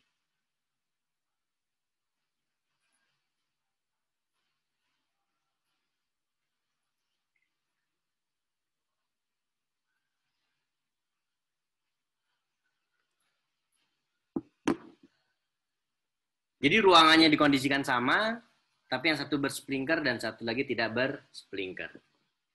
Saya tidak percepat ini supaya teman-teman bisa melihat bagaimana pertumbuhan asap. Ya, ini kebakarannya normal. Lihat di sini bangkunya sudah terbakar, gulingnya sudah terbakar, sama di sini juga sudah merambat, gitu kan. Di sini suplai oksigennya cukup banyak, pintunya dibuka, gitu kan. Ini menjadi satu permasalahan tersendiri. Perhatikan, sesaat lagi akan teraktivasi sprinklernya.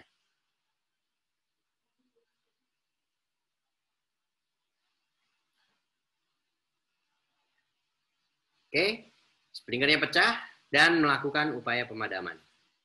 Sprinkler itu jika kondisinya baik, kondisinya benar, 90%, 99%, bahkan ada yang mengatakan itu akan berhasil memadamkan kebakaran. Kalau yang kondisinya memang prima. Yang tidak bersprinkler, ya seperti ini. Dia akan terus berlanjut kebakarannya, kemudian dia akan terus berkembang. Saya percepat sedikit. Ya, saya akan percepat sedikit.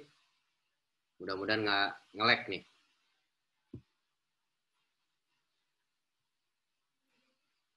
Oke. Kebakarannya terus berlanjut.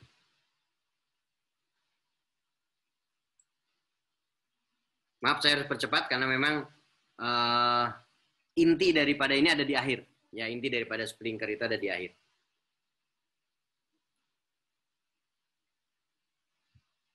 Nah, jadi di akhir video ini, teman-teman, di akhir video ini kita bisa melihat bagaimana perbandingan ruangan yang bersprinkler dan ruangan yang tidak bersprinkler. Betapa ruangan yang bersprinkler itu hanya beberapa bagian saja yang yang terbakar, tetapi ruangan yang tidak bersprinkler itu luar biasa. Kebakaran hebatnya, ya. Oke, seperti yang like. Jadi cukup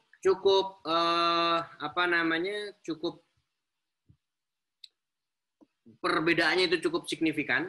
Ruangan yang tidak bersprinkler itu dia mengalami yang namanya kebakaran yang sangat hebat, ya, kebakaran sangat hebat sehingga hampir semua bagian daripada ruangan tersebut atau barang-barang tersebut menjadi terbakar habis. Ya, seperti itu. Jadi itu yang terjadi pada ruangan yang tidak sprinkler. Ya, nanti sambil saya akan coba untuk menayangkan.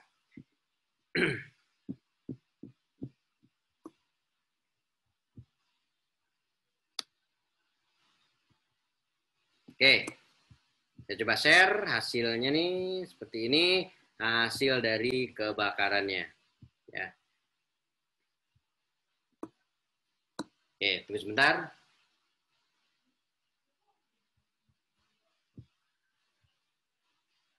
Nah ini adalah hasil daripada, kelihatan ya teman-teman ya, hasil daripada kebakaran yang ini dilindungi oleh sprinkler. Tetapi yang tidak dilindungi oleh sprinkler ya hancur.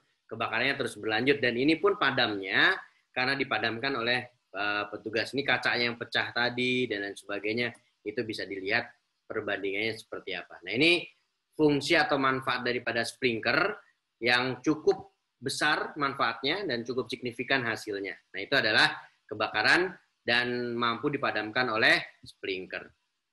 Baik, sampai di sini ada pertanyaan? Ya tadi kita sudah bahas hidran.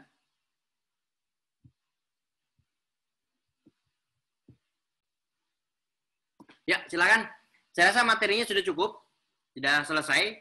Untuk sesi berikutnya kita akan bahas tentang APAR, ya. Karena saya harus jelaskan dulu proteksi kebakaran pada bangunan gedung. Sesi berikutnya kita akan bahas tentang APAR. Saya yakin teman-teman sudah pernah latihan APAR.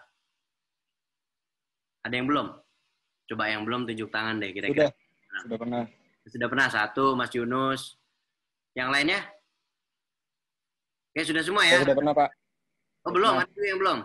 Udah, Dan. Oke, siap. Saya sudah pernah, Dan. Tapi tahu APAR ya? Tahu. Tahu ya? Tahu. Menggunakan ya? Sudah.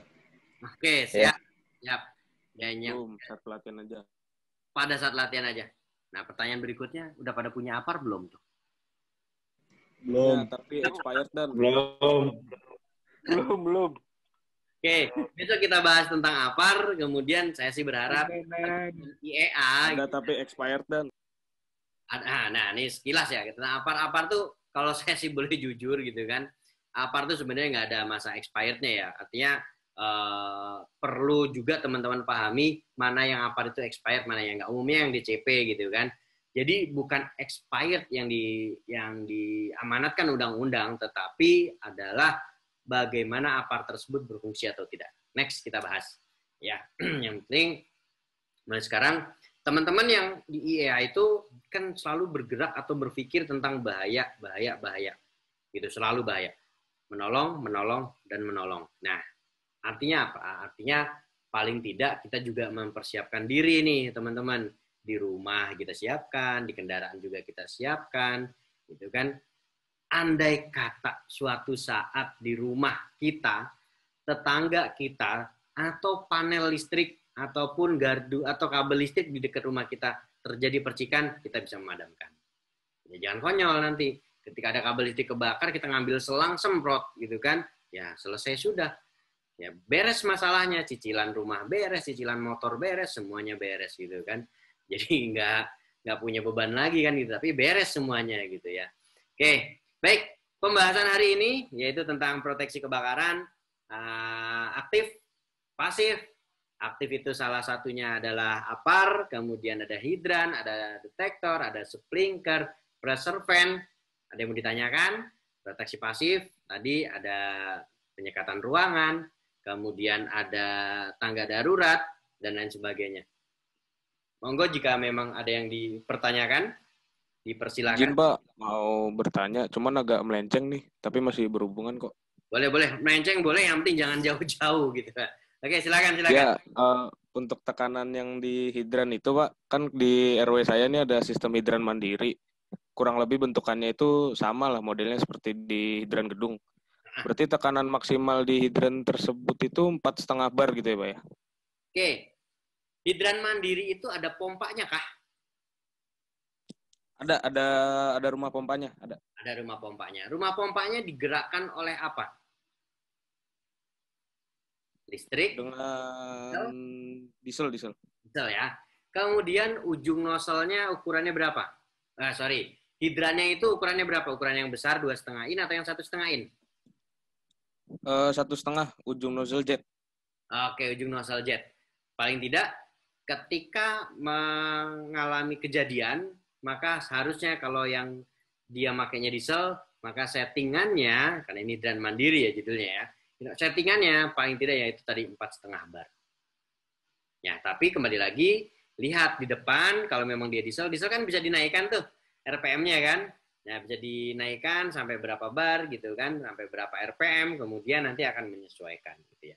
Jadi tekanan maksimal itu 7 bar. Kenapa? Karena supaya orang yang ada di depan yang sedang fighting tadi mampu menahan. Kalau Mas Toto, Pak Suminto, ini ada Pak Suminto, Mas Andri gitu kan. Ada juga Mas Rizky dan yang lainnya teman-teman yang pemadam di sini, itu kalau mau 9 bar, 10 bar nggak masalah gitu kan. Karena beliau punya teknik dan alatnya berbeda.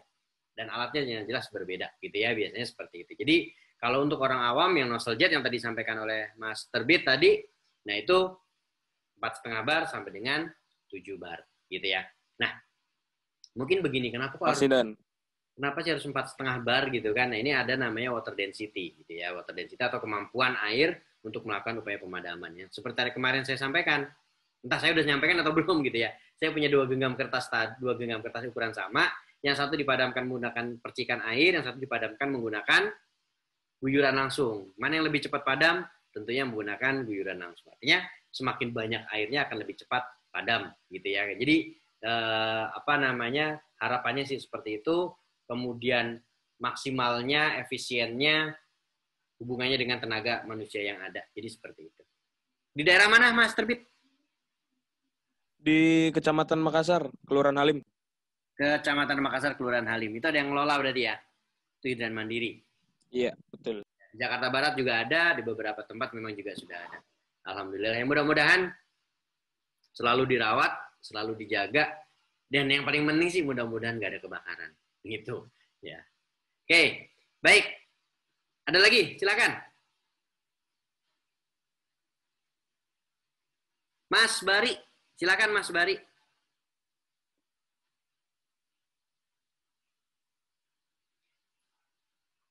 Pintu darurat itu kan, ya yang pintu darurat itu kan harusnya ketutup terus ya. Terus kalau misalnya di kampus saya itu pintu darurat itu sengaja dipakai untuk aktivitas gimana tuh Dan? Oke, baik. Jadi sebenarnya bangunan gedung ketika ada pintu darurat, saya kalau ngomong boleh buat aktivitas takutnya salah nih gitu ya. Artinya boleh aktivitas normal gitu kan, untuk naik turun gitu kan, ya itu saya ngomong. Tapi intinya pintu darurat itu nggak boleh dibuka, nggak bisa dibuka dari dalam tangga. Dari dalam tangga itu nggak bisa masuk ke dalam ruangan. Intinya seperti itu.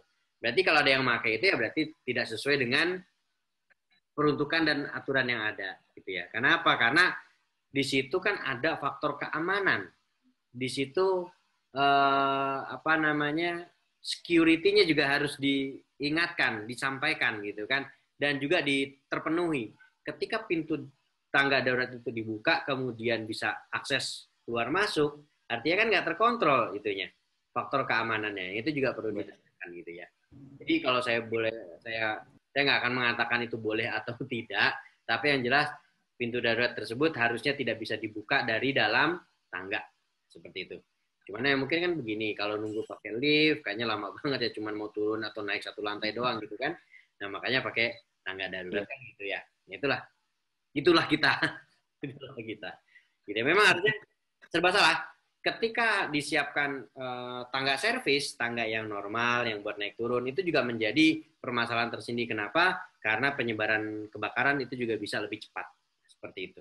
Karena lewat jalur tangga tadi. Seperti itu, Mas. Ya, jadi intinya tangga tersebut tidak bisa dibuka dari dalam. Dan dia harus selalu tertutup. Itu bukan hanya di kampus Mas Bari gitu kan. Saya sebenarnya pengen nanya kampus mana, nggak usah nyebutin merek lah gitu ya. Tapi banyak kok gedung-gedung yang seperti itu gitu ya. Oke, ada lagi, silakan. Ya yang mau tanya bisa langsung di unmute dan langsung menyuarakan suaranya. Silakan. Mas Golib. Ya, Mas Golib. Ya, silakan Mas Golib. Izin bertanya Dan. Ya. Kan sprinkler itu kan kalau di dalam ruangan, apabila terjadi yang kayak di video tadi, kan api masih kecil. Dia mengeluarkan air, sedangkan di ruangan tersebut ada komputer atau lampu. Nah, otomatis apabila kena air, itu kan jadi korslet dan bisa menyebabkan kebakaran juga atau gimana gitu Dan? Oke, baik. Ini pertanyaan menarik. Bagus banget, betul. Jadi ketika terjadi kebakaran, gitu kan? Nah, ketika terjadi kebakaran, kemudian sprinkler sampai aktif, berarti kebakaran tersebut sudah besar. Artinya panasnya sudah sampai ke titik sprinkler tersebut. Berapa minimal tadi? 57 derajat. 57 derajat itu udah panas banget di satu ruangan. Kita ruangan dengan suhu 27, 28 aja udah mulai gerah gitu kan. Nah, artinya apa? Artinya tidak ada orang di sana. Umumnya begitu. Tidak ada orang di sana. Nah, ketika terjadi kebakaran, makanya ruangan tersebut ketika akan dipasang sprinkler itu dikondisikan. Tapi umumnya di tempat kerja pasti akan pasang sprinkler dan media pemadamannya adalah air. Lalu bagaimana? Ya itulah resiko. Ya, resiko terjadinya ketika terjadi kebakaran.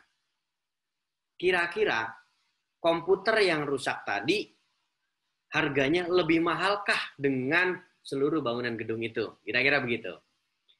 Kalau kita ngomongin proteksi kebakaran, pada server itu berbeda lagi. Ya, ini ada komputer, ada server. Kalau di server tidak boleh menggunakan air. Ya, tidak boleh menggunakan air. Kenapa? Karena server itu yang dilindungi soft copy. Data yang bentuknya digital. Bukan hard copy, bukan komputernya atau bukan servernya yang dilindungi, tapi barang atau data yang ada dalam servernya tadi. Sehingga proteksi kebakarannya juga menyesuaikan. Tidak berbentuk air, tetapi berbentuk clean agent.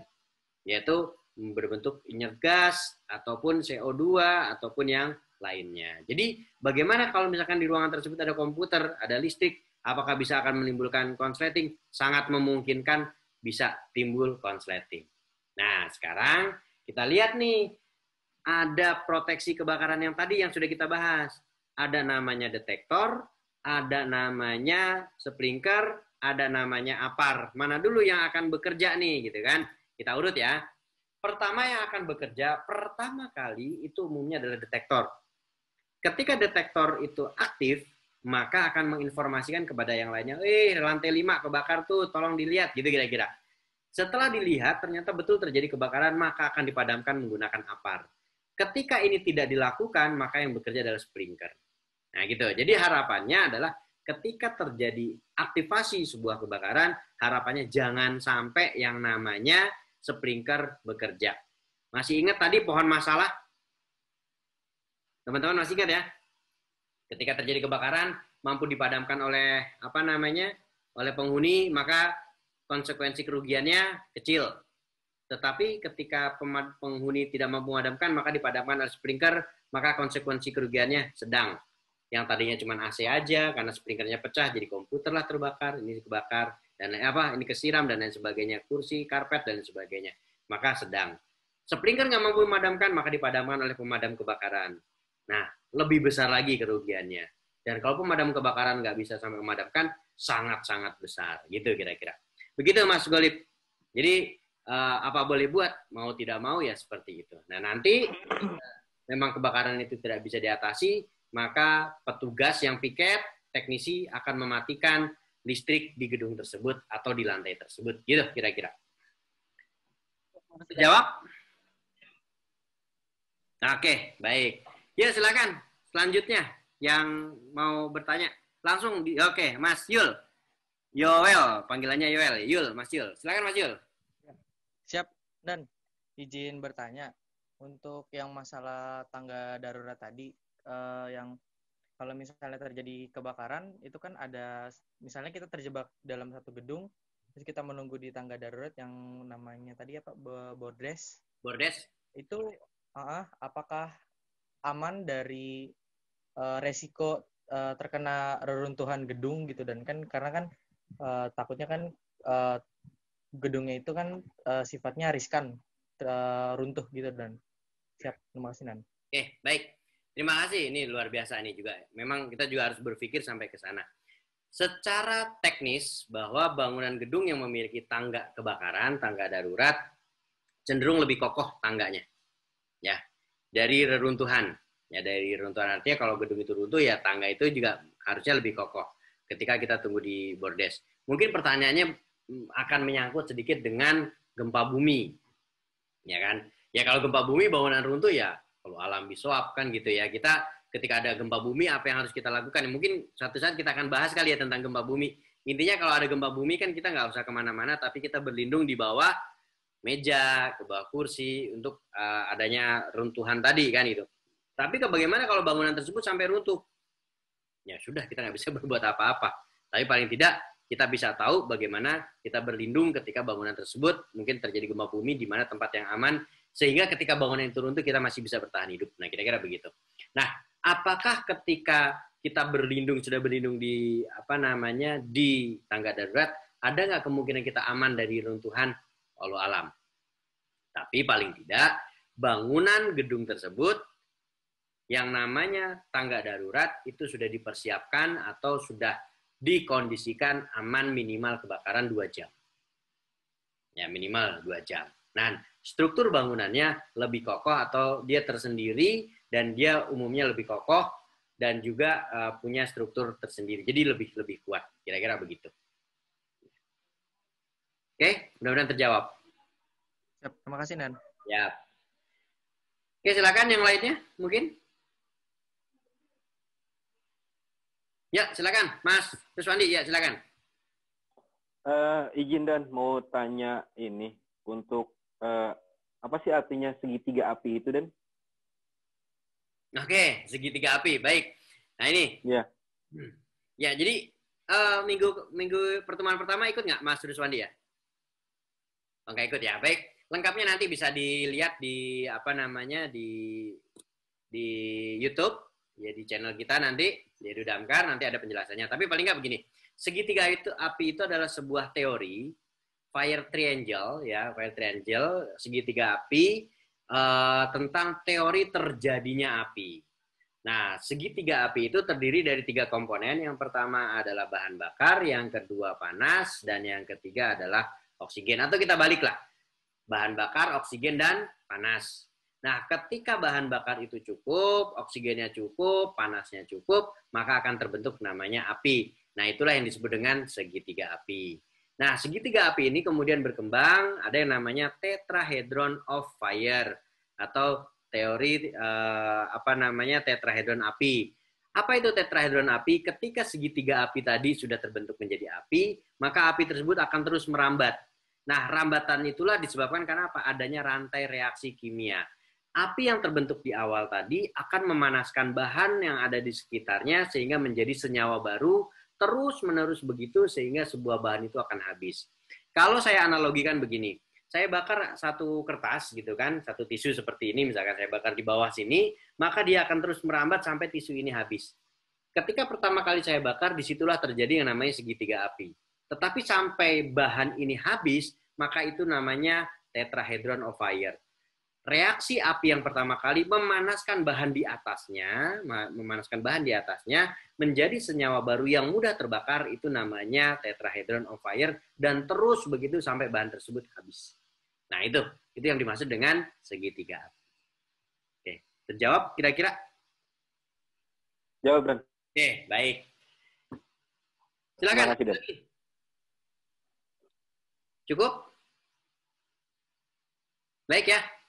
Tadi kita kontrak sampai jam 21.30, ini sudah lebih dari 15 menit. Saya rasa masih kurang kelihatannya ya. Gimana Mas Yunus, masih kurang ya? Oke, baik. Insya Allah kita akan bertemu di pertemuan berikutnya, di sesi ketiga. Ini tentunya Mas Yunus, Mas Ageng, ataupun Mas Toto, monggo komunikasi dengan saya. Ya, komunikasi dengan saya, silakan.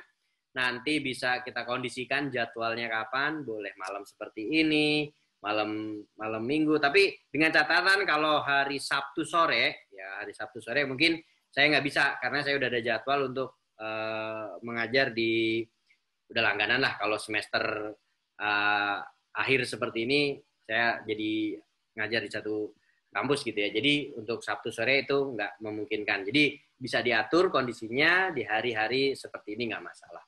Yang penting teman-teman enjoy, nyaman, kita bisa diskusi seperti ini, ada hal yang baru. Jika ada pertanyaan, monggo silahkan dikomunikasikan, boleh japri ke saya, silahkan nanti bisa boleh di-share untuk untuk nomor telepon saya. Untuk materi hari ini juga akan saya share, untuk rekaman ini juga nanti juga akan saya share di YouTube tentunya buat teman-teman mereview seperti itu. Baik, saya rasa cukup. Ada tambahan mungkin dari Mas Ageng, Mas Yunus atau yang lainnya? Monggo silakan untuk rencana berikutnya di minggu keberapa atau di hari apa. Untuk materi berikutnya yaitu tentang APAR. Ya, kita akan sedikit bahas tentang APAR. Mudah-mudahan pandemi selesai, kita bisa kumpul-kumpul, kita bisa praktek memadamkan menggunakan APAR gitu ya. Mudah-mudahan sih seperti itu. Harapan saya sih begitu. Ya, bisa kumpul-kumpul bareng gitu kan, ngopi-ngopi bareng gitu kan, lebih seru kayaknya. Mancing bareng boleh deh, teman-teman yang mancing, saya yang makan ikannya nanti. Karena saya kalau mancing nggak sabaran, lebih seneng nyerok di tukang ikan di tempat saya ini. Oke, monggo silakan. Mas Ageng atau Mas Yunus atau yang lainnya, monggo silakan. Mas Yunus kali. Oke. Korwil silakan Pak. Silakan. Untuk kuis gimana tadi, ada yang dapat 90 ya? Ada yang dapat? Bacain okay. Pak. Bacain Pak yang 90 yang bagus paling tinggi Pak. Nanti deh di akhir deh bacanya lah itu. Oke, silakan. Kalau Mas Yunus ada yang mau disampaikan, monggo boleh. Dipersilakan.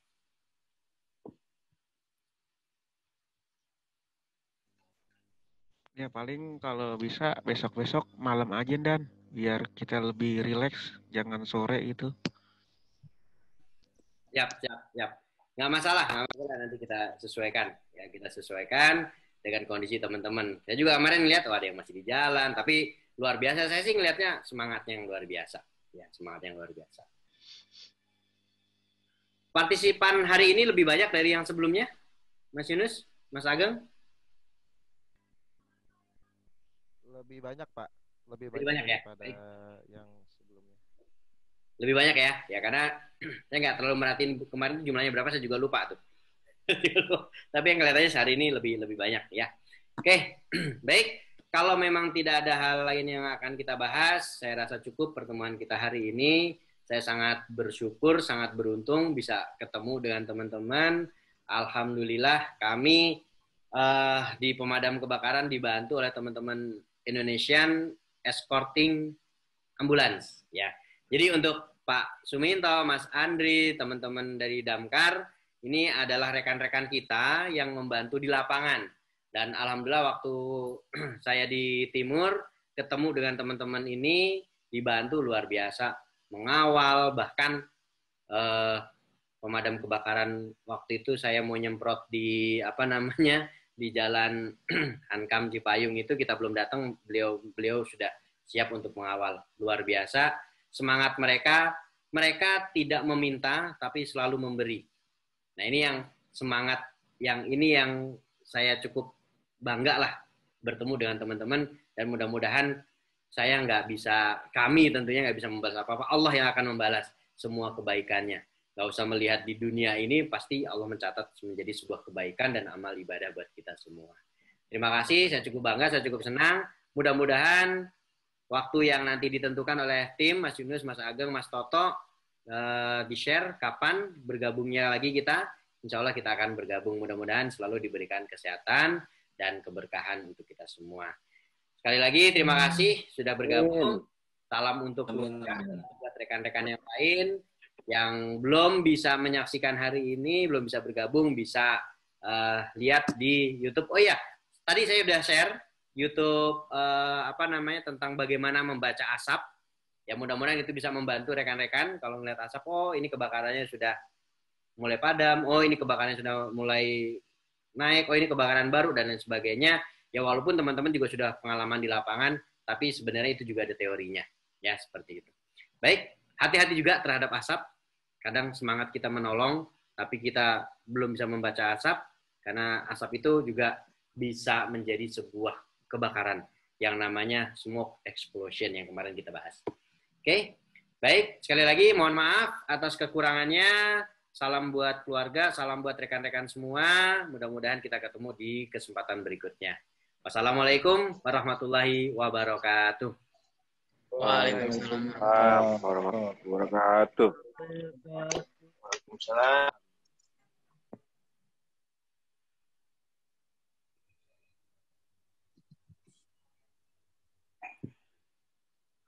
Izin saya langsung live ya semuanya. Siap, Nan. Siap. Siap, Dan. Makasih, Dan. Ya, sama-sama.